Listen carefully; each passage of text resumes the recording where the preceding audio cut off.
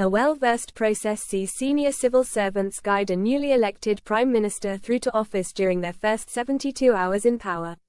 However, before that can happen, Britain's new Premier will be appointed by the monarch. King Charles will receive in audience the new Prime Minister at Buckingham Palace once the results are in and request him to form a new administration. The King plays an important constitutional role in appointing a new Prime Minister.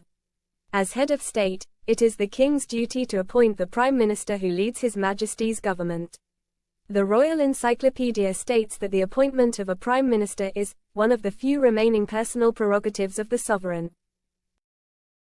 It outlines that the monarch does not act on advice nor need to consult anyone before calling upon the leader with an overall majority of seats in the House of Commons to form a government.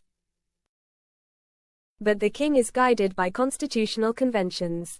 He can seek advice from the outgoing Prime Minister, any other political leader, senior privy councillors, or whomever he wishes within the limits of prudence and caution. If he were to lose the public vote, Rishi Sunak's last duty is expected to be to tell the monarch which person has enough support to form the next government.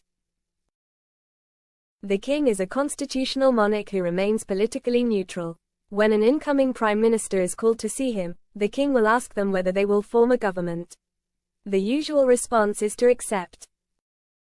After the new Prime Minister has been appointed, the court circular will record that the Prime Minister kissed hands on appointment. However, this is usually a handshake at this stage. The kissing of hands will take place later at the Privy Council. Once the new Prime Minister has been appointed, he will return to Downing Street to make a speech outside number 10 Downing Street. The new leader will then undertake the 72-hour induction process in the hands of senior civil servants.